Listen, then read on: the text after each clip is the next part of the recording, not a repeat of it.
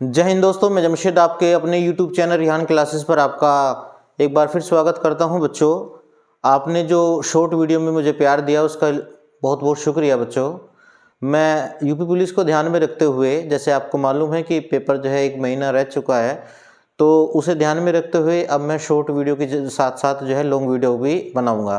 तो बच्चों, आपको हिंदी की और मैथ की, रीजनिंग की जो है सभी क्लास आपको प्रोवाइड की जाएगी और चैप्टर वाइज मैं आपको कराओ जाऊंगा। तो आप जो है, जो आपके सर्कल में जो आपके फ्रेंड हैं सभी में जो है शेयर कीजिएगा, और अगर आपने मेरा चैनल सब्सक्राइब ना किया हो तो आप सभी मेरे चैनल को सब्सक्राइब कीजिएगा। बच्चों, आज मैं चैप्टर पढ़ा रहा हूँ प्रॉफिट लॉस का और लाभ हानि का।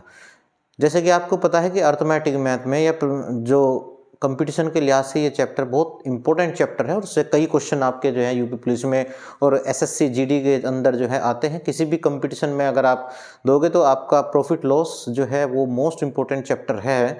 तो बच्चों, मैं इसे 0 लेवल से पढ़ाऊंगा और सभी इसके टाइप जितने हैं वे सभी क्वेश्चन आपको प्रोवाइड कराऊंगा और जो है आपको साथ के साथ अच्छी तरीके से बेहतरीन ट्रिक के साथ समझाने की कोशिश करूँगा। बच्चों, लाभ हानि की बात करें, सबसे पहले आपको 3 बातों को सीखना है। जिन बच्चों के समझ में जो है ये 3 बातें आ गई उसके लिए चैप्टर बहुत आसान हो जाएगा। चैप्टर में बच्चे बहुत ज़्यादा फंसते हैं, उसका कारण है क्योंकि उन्हें चीज़ों का मालूम, सभी चीज़ों की जो है गहराई नहीं पता होती है कि किस तरीके से प्रॉफिट लॉस के क्वेश्चन को हम हैंडल करते हैं, कैसे सोल्व करते हैं। तो बच्चों, आपको ध्यान रखना है, सबसे पहले जब आप किसी दुकान से कोई सामान खरीदने जाते हो तो आप या बुक्स खरीदने जाते हो तो सबसे पहले आप जो देखते हैं बुक जो है फटी हुई है, एक बार चेक करने के बाद आप उसका जो उस पर एमआरपी डला होता है आप उसे देखते हैं। तो बच्चों, पहले नंबर का जो आपका होता है वो आपका अंकित मूल्य होता है। जो उस पर छपा हुआ मूल्य होगा उसे अंकित मूल्य कहते हैं। इसे हम एमआरपी भी बोलते हैं, मार्क रिटेल प्राइस। तो बच्चों, सबसे पहला जो रेट होता है वो एमआरपी होता है और इसे आप सूची मूल्य भी बोल सकते हैं, सूची मूल्य, और इसे ही आप छपा मूल्य भी बोल सकते हैं। अलग अलग नाम से आता है। बच्चों, जो भी आप डिस्काउंट चाहेंगे या जो भी वस्तु का रेट होगा वो सभी डिस्काउंट आपका अंकित मूल्य पर होगा। जैसे आपकी बुक्स अगर 500 रुपये की है, 10% छूट चाहेंगे या 20% छूट चाहेंगे तो सभी उस अंकित मूल्य पर जो है आप चाहेंगे। तो अंकित मूल्य पहले नंबर का होता है। उसके बाद जो नंबर होता है बच्चों वो आपका क्रय मूल्य होता है। क्रय मूल्य को ही आप सीपी बोल सकते हैं, कॉस्ट प्राइस। और बच्चों, इसे ही आप लागत मूल्य बोलते हैं। लागत मूल्य जो होता है, लागत मूल्य बच्चों। और उसके बाद आपका इसी पर ही खरीदा मूल्य भी बोल सकते हैं, खरीदा मूल्य, जिस पर वस्तु खरीदी जाती है। बच्चों, जैसे एक दुकानदार है तो दुकानदार जो फुटकर दुकानदार है वो बड़े विक्रेता से, जो बड़े सेलमैन होते हैं या जो थोक के सामान बेचते हैं उनसे सामान खरीद कर लाता है तो वहाँ से वो छूट करा कर लाता है। उसके बाद जब फुटकर विक्रेता ग्राहकों को बेचता है तो वो अपने सामान को ये सोचता है कि सामान को बढ़ाकर बेच दे, तो जितना भी प्रॉफिट या लॉस कमाएगा बच्चों वो सारा क्रय मूल्य पर कमाएगा। और उसके बाद में जब तीसरा नंबर आता है तो बच्चों उसे, ये क्रय मूल्य हो गया, उसे विक्रय मूल्य बोलते हैं। विक्रय मूल्य तीसरे नंबर का, विक्रय मूल्य को ही सेलिंग प्राइस बोलते हैं। और इसे ही बच्चों आपका बिक्री मूल्य भी बोलते हैं, बिक्री मूल्य, इसे बिक्री मूल्य कहते हैं। और इसे ही बेचा हुआ मूल्य बोलते हैं, बेचा मूल्य जो भी होता है आपका। बच्चों, जिन बच्चों के समझ में ये 3 बातें आ जाएंगी कि जो छूट होती है वो किस पर होती है, लाभ हानि किस पर होती है और किसकी लाभ हानि के साथ उल्टी गुणा करते हैं, किसकी सीधी गुणा करती है, तो उसका आधा चैप्टर प्रॉफिट लॉस का ऑटोमेटिक ही अच्छी तरीके से समझ में आ जाएगा। बिना मतलब जो है उसके डीप में जाए हुए उसे बहुत अच्छी तरीके से चैप्टर उसका समझ में आ जाएगा। बच्चों, इन 3 मूल्य के अलावा कोई मूल्य और नहीं पूछा जाता। तो हम देखते हैं कि 1, 2, 3, इन 3 मूल्य को या तो वो 1 नंबर देकर 2 पूछता है या 3 पूछता है, या 2 नंबर देकर 3 पूछता है, या 3 नंबर देकर 1 पूछता है। तो बच्चों, हमें ये देखना है कि वो आगे को चल रहा है या वो पीछे को चल रहा है। उसने 3 नंबर देकर 2 पूछा है या 3 नंबर देकर 1 पूछा है, या 1 नंबर देकर 2 पूछा है या 1 नंबर देकर 3 पूछा है। बच्चों ये चीज़ें आपको ध्यान में रखनी है। तो हमेशा एक बात याद रखनी है आपको बच्चों, अगर इधर को चलता है यानी 3 से 2 पर या 2 से 1 पर, तो हमेशा जो भी लाभ या हानि होगी, अगर उसने 3 नंबर दिया है तो लाभ हानि या छूट परसेंट जो भी देगा बच्चों, इसके साथ में हमेशा उसकी उल्टी गुणा करते हैं। लाभ हानि दिया हो या उसने छूट परसेंट दी हो, उसकी हमेशा विक्रय मूल्य के साथ उल्टी गुणा करते हैं, क्योंकि बच्चों 3 नंबर से आगे कोई मूल्य नहीं है। तो 3 नंबर अगर दिया हुआ है और 3 से 2 नंबर अगर पूछा जाए तो बच्चों ध्यान रखना है आपको कि आपको विक्रय मूल्य दिया हुआ है और लाभ या हानि प्रतिशत अगर आपको दी है तो विक्रय मूल्य के साथ हमेशा लाभ या हानि परसेंट की उल्टी गुणा करते हैं, और उल्टी गुणा करने पर बच्चों आपका क्रय मूल्य निकल कर आएगा। जब बच्चों विक्रय मूल्य के साथ अगर छूट की उल्टी गुणा करते हैं तो आपका पहला नंबर यानी आपका अंकित मूल्य निकल कर आएगा।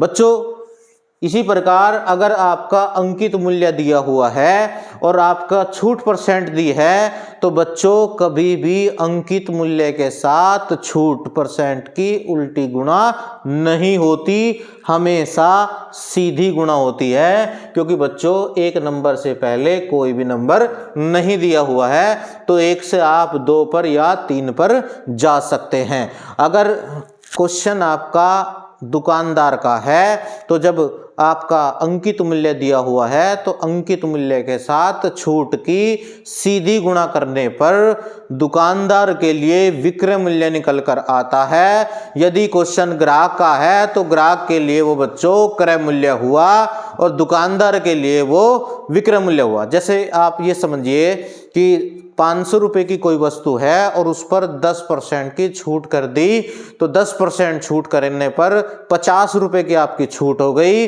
तो 50 रुपये की छूट कर कर दुकानदार ने वो वस्तु 450 रुपये में बेच दी। तो बच्चों 450 रुपये दुकानदार के लिए विक्रय मूल्य हुआ।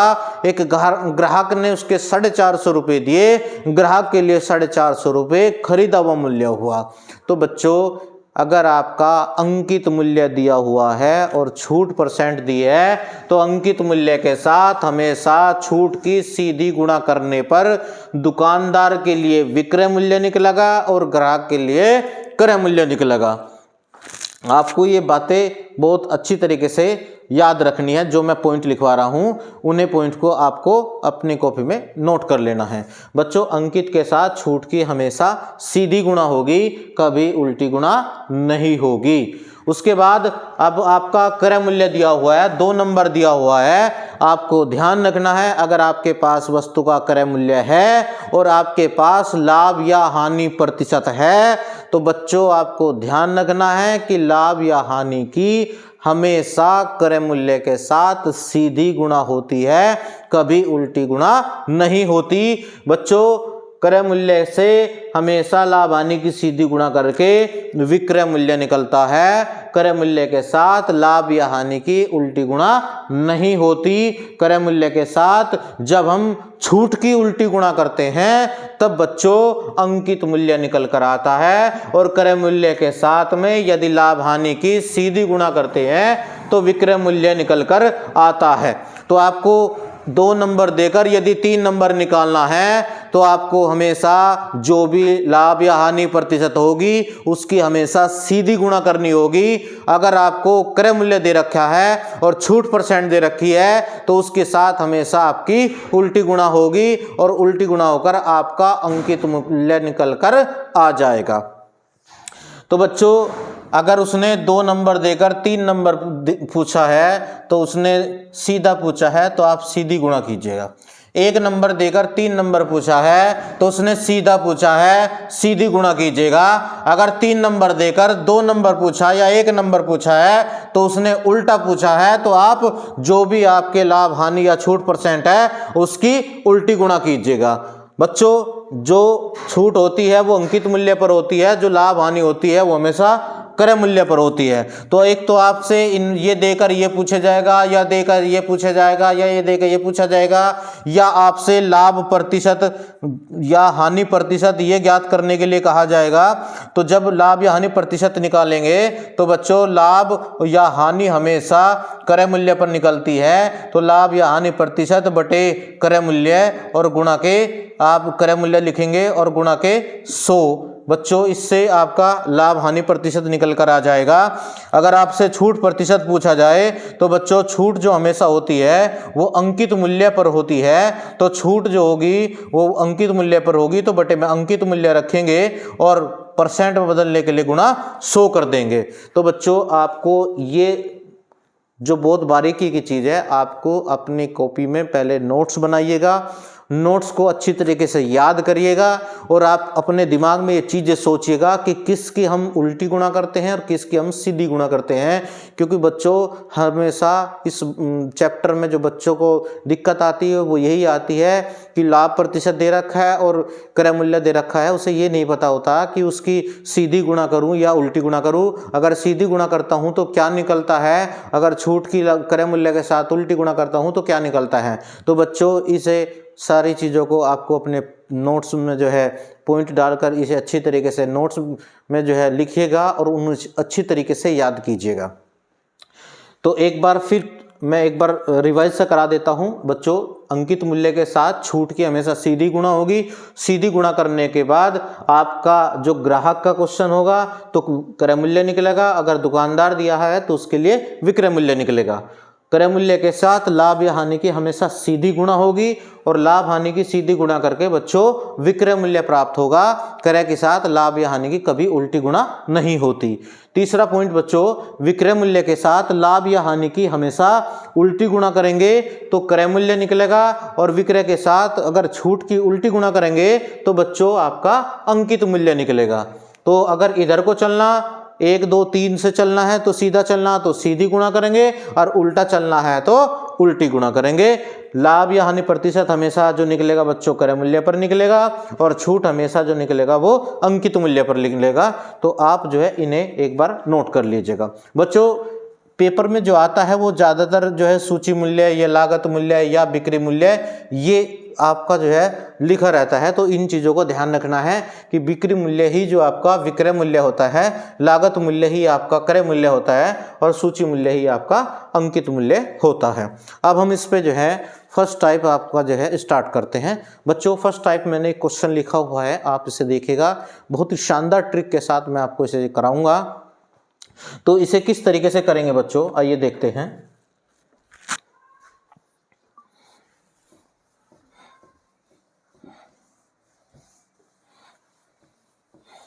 बच्चों बड़ी शानदार ट्रिक के साथ मैं जो है इन टॉपिक को कराऊंगा, और इससे हम बड़े बड़े क्वेश्चनों को बहुत आसानी से कर सकते हैं। इसे कराने से पहले मैं एक बार आपको जो है जो पॉइंट्स लिखवाए हैं एक बार आपको समझाना चाहता हूं कि जैसे किसी वस्तु का अंकित मूल्य इसने 600 रुपये दिया है, ये इसने इसका अंकित मूल्य दिया है, अंकित मूल्य, और 10% का डिस्काउंट दिया है, छूट दी हुई है। तो बच्चों जब 10% की छूट है और 600 रुपये वस्तु का अंकित मूल्य है, तो हमेशा ध्यान रखना है कि अंकित मूल्य पहले नंबर का होता है।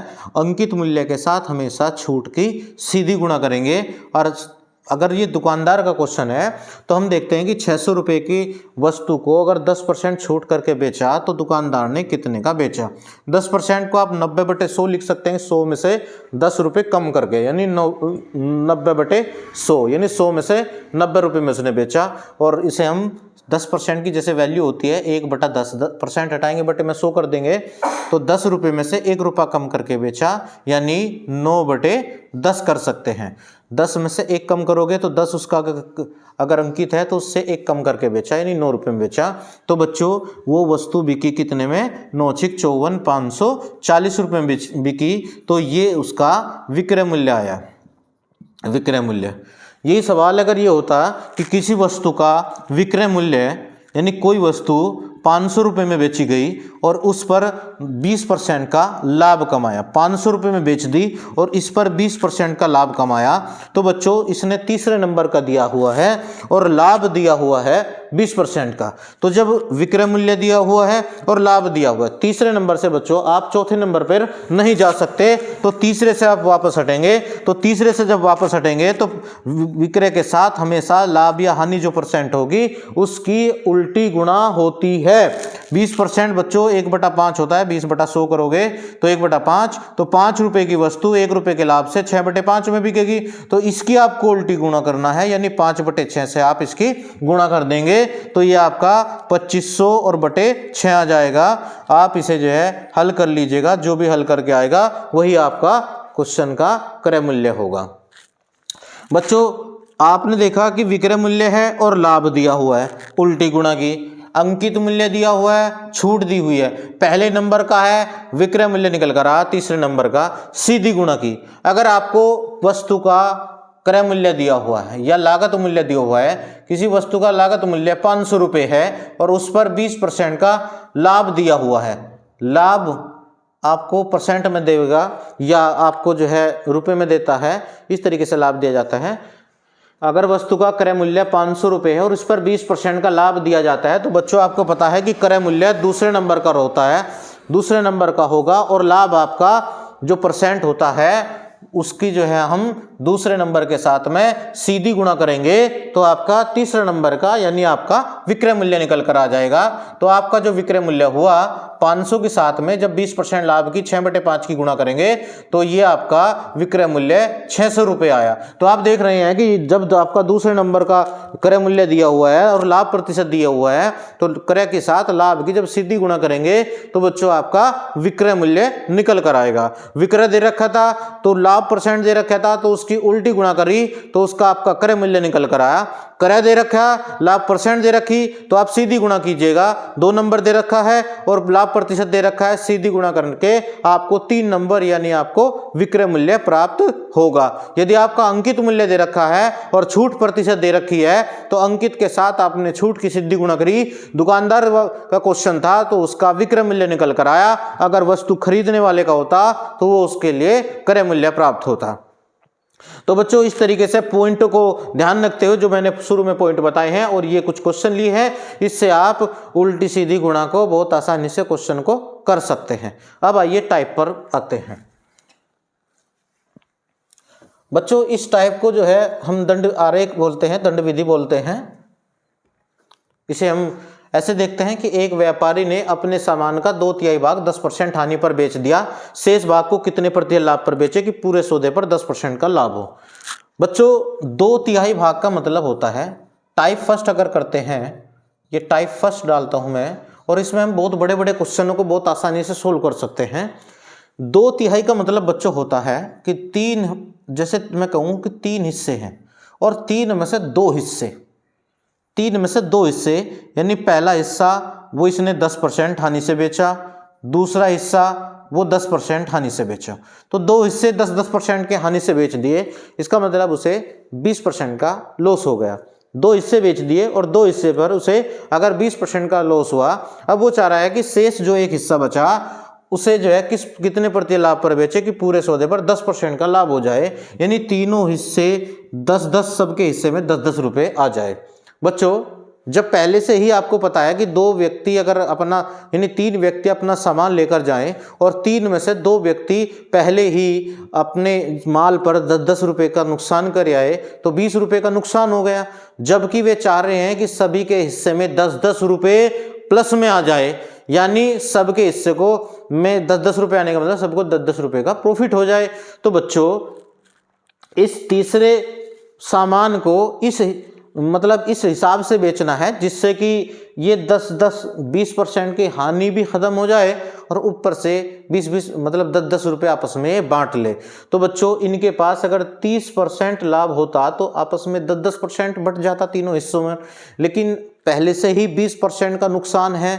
तो बच्चों 20% के नुकसान की भरपाई करनी है और 30% प्रॉफिट आपस में बांटना है, तो आखिरी हिस्से को जब ये 50% के प्रॉफिट से बेचेगा, तो आखिरी हिस्सा जब 50% के प्रॉफिट से बेचेगा तो 20%, तो ये 10% का जो दोनों 10-10 का नुकसान करका है उसकी भरपाई हो जाएगी, और 30% प्रॉफिट को जब एवरेज निकालेंगे सबका तो 10-10% आ जाएगा। तो इस तरीके से इस क्वेश्चन का आंसर 50% आया, यानी जो आपका आखिरी हिस्सा है वो 50% के लाभ से आपको बेचना पड़ेगा। बच्चों इस तरीके का क्वेश्चन जो करते हैं हम हमेशा इस दंड विधि से करते हैं। बहुत ज़बरदस्त ट्रिक है और बहुत ज़बरदस्त तरीके से आपको अच्छी तरीके से समझ में आ जाएगी। कुछ क्वेश्चन और देखते हैं बच्चों।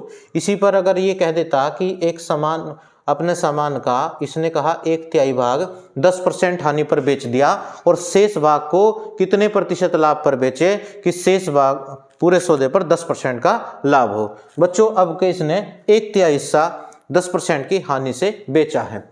1/3 का मतलब ये होता है कि 3 में से 1 हिस्सा, 3 में से अगर 1 हिस्सा बेचा 10% की हानि से, तो बच्चों अब 2 व्यक्ति का सामान बचा या 2 हिस्से का सामान बचा, तो सभी के हिस्से में 10-10% का लाभ आना चाहिए था। जब सभी के हिस्से में 10-10% का लाभ आना चाहिए था, तो बच्चों इनके पास 30% का प्रॉफिट होना चाहिए।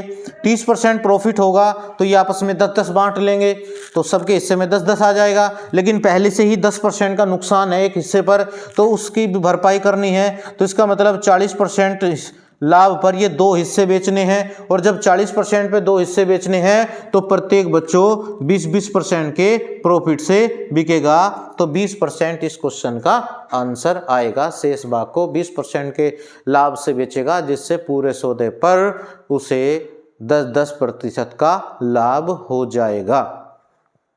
बच्चों इस तरीके से इस क्वेश्चन को बहुत आसान तरीके से हम सोल्व कर सकते हैं। इसी में हम अगर और बढ़ाना चाहें क्वेश्चन को, इसे आप देखिएगा, एक बार और देख लीजिएगा कि एक हिस्सा 3 में से 1 हिस्सा 10% के नुकसान से बेचा है। आपके बचे 2 हिस्से, उसे पूरे सौदे पर 10% का प्रॉफिट चाहिए। 10% का प्रॉफिट तब होगा जब उनके पास 30% का प्रॉफिट होगा। 30% प्रॉफिट होगा तो 3 हिस्सों में 10-10% बढ़ जाएगा। लेकिन पहले से ही 10% का नुकसान है, तो 30% लाभ हो, एक तो 30% लाभ चाहिए इन्हें सारों को 10-10 बांटने के लिए, और 10% के नुकसान की भरपाई भी होनी है। तो 30% की और 10% ये, तो 40% पर बेचना पड़ेगा उसे अपने सामान को, और 2 हिस्से हैं तो प्रत्येक को 20-20% के लाभ से उसे बेचना पड़ेगा, जिससे पूरे सौदे पर उन्हें जो है 10% का प्रॉफिट हो जाएगा। आइए बच्चों इस पर जो है और क्वेश्चन देखिए, इन्हें नोट कर लीजिएगा, बहुत ज़बरदस्त क्वेश्चन है। बच्चों वो इसमें इस तरीके से कहता है कि एक व्यापारी ने अपने सामान का 2/5 भाग, यहाँ से कर देता हूँ मैं से और इसे दूसरा सवाल बना लेते हैं। एक व्यापारी ने अपने सामान का 2/5 भाग 10% के लाभ पर बेच दिया। अब किसने लाभ पर बेच दिया? लाभ पर बेच दिया। शेष भाग का 1/3 10% की हानि पर बेच दिया। हानि पर बेच दिया।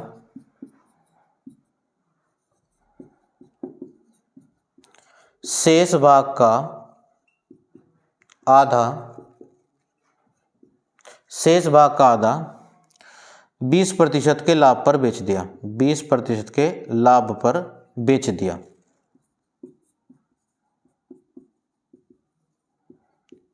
शेष भाग को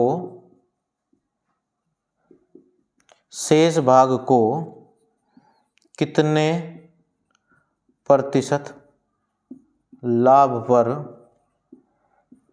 बेचे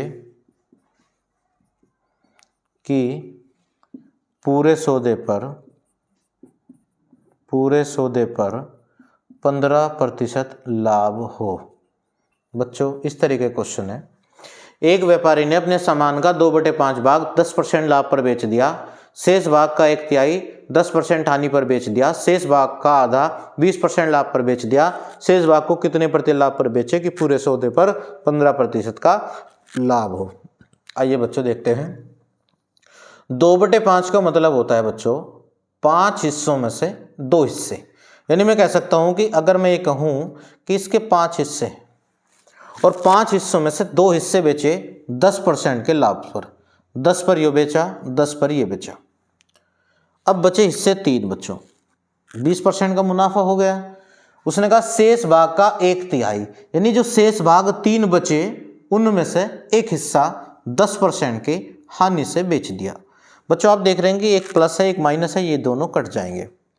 अब हिस्से बचे 2, उसने कहा शेष भाग का आधा 20% के लाभ से बेच दिया, यानी शेष हिस्सा बेचा 20% के लाभ से। अब आपका एक हिस्सा बचा, तो एक हिस्से को कह रहा है कि कितने प्रतिशत लाभ पर बेचे कि पूरे सौदे पर 15% का लाभ हो। बच्चों पूरे सौदे पर यानी एवरेज प्रॉफिट जो चाह रहा है, वो औसत जो लाभ चाह रहा है सभी के हिस्से में 15% लाभ चाह रहा है। अभी अगर आप देख रहे हैं 10% का लाभ ये है और 20% का लाभ ये है, तो इनके पास अभी 30% का प्रॉफिट है, 30% का लाभ, यानी 30 रुपये हैं। ये मान के चलें कि 10 रुपये इसके पास हैं और 20 रुपये इसके पास हैं, तो अभी इनके पास 30 रुपये हैं और इन्हें टोटल 75 रुपये चाहिए थे। तो अगर 30% या 30 रुपये अभी इनके पास है और 75 इन्हें करने हैं और आखिरी हिस्सा बचा है, तो बच्चों अगर 30 इसमें से माइनस कर दूं तो आखिरी हिस्से को 45% लाभ पर यदि बेच दे तो प्रत्येक के हिस्से में 15% का लाभ आ जाएगा। और ये इस क्वेश्चन का आंसर हुआ। आप देख रहे हैं कि जैसे 2/5 का मतलब था कि 5 में से 2 हिस्से बेचे 10% के लाभ से। बच्चों अगर आप इसे 1 मिनट के लिए सोच ले कि 10 रुपये पहले ने कमाए, 10 रुपये दूसरे ने कमाए, तो 2 व्यक्ति ने 20 रुपये कमा दिए। और इसमें से जो शेष हिस्सा था उसमें से या 3 आदमी में से एक आदमी 10 रुपए का नुकसान कर गया। इस तरीके से सोचेगा कि 5 व्यक्ति हैं, 5 व्यक्ति अपना सामान लेकर गए, 5 व्यक्तियों में से 2 व्यक्ति ने 10 रुपए कमाए, तीसरा व्यक्ति 10 रुपए का नुकसान करके आया, तो एक ने लाभ कमाया एक ने हानि कमाई, तो ये दोनों खत्म हो गए, तो ये 10 रुपए इसके बच गए। अब चौथा आदमी गया, उसने जो शेष हिस्से थे ये 2 हिस्सों में से एक हिस्सा 20% के प्रॉफिट से बेच दिया, यानी जो 4 हिस्सों में से एक हिस्सा बचा। 5 हिस्से थे, 5 हिस्सों में से 2 हिस्से बच गए थे और 2 हिस्सों में से एक हिस्सा 20 रुपए के लाभ से बेच दिया।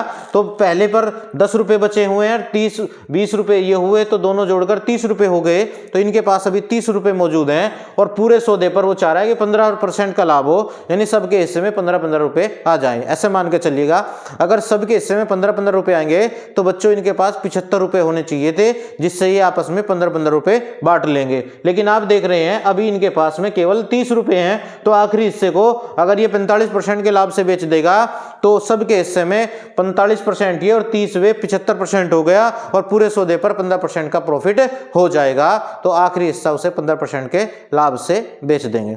तो बच्चों आज चूंकि वीडियो लंबी हो रही है, मैं ये नहीं चाहता कि ज़्यादा वीडियो लंबी हो, तो मैं आपसे गुजारिश करूंगा कि जो आपने अगर मेरा चैनल अभी सब्सक्राइब ना किया हो उसे चैनल को सब्सक्राइब कीजिएगा और अपने जो है फ्रेंड सर्कल में जो है इसे आप शेयर कीजिएगा। मैं ऐसे ही अब डेली अपडेट आपको जो है क्वेश्चन अच्छे क्वेश्चन आपको देता रहूँगा और यूपी पुलिस के अपडेट देता रहूँगा। बच्चों इसी के साथ मैं आपसे इजाज़त चाहूँगा। जय हिंद, जय भारत, धन्यवाद।